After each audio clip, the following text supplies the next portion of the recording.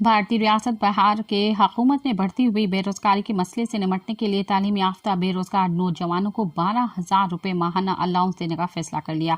یہ فیصلہ ریاستی حکومت کی جانب سے chief minister self help allowance scheme کے دائرہ کار کو بڑھاتے ہوئے کیا گیا ہے۔ 2016 میں شریک ہونے والے اس اسکیم میں اب تک صرف انٹرمیڈیٹ پاس نوجوان شامل تھے، مگر اب گریجویٹس بھی درخواست دے سکتے ہیں۔ اسکیم کے تحت تعلیم یافتہ نوجوان زیادہ سے زیادہ 2 سال تک اس اسکیم سے فائدہ اٹھا سکیں گے۔ اس اسکیم کا مقصد بے روزگاری کے سبب نوجوانوں کی مایوسی کو کم کرنا اور انہیں روزگار کے قابل بنانا ہے۔ اس اسکیم سے فائدہ اٹھانے کے لیے عمر 20 سے 25 سال تک ہونی چاہیے۔ درخواست دہندگان کا بے روزگار ہونا ضروری ہے اور کسی بھی قسم کی سرکاری یا نجی ملازمت یا کاروبار نہ کرتا ہو۔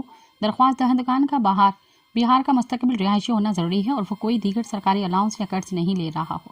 سبسکرائب کیو عوامی نیوز HD کے تازہ ترین خبروں لا ॾिसंदा रहो عوامی نیوز HD۔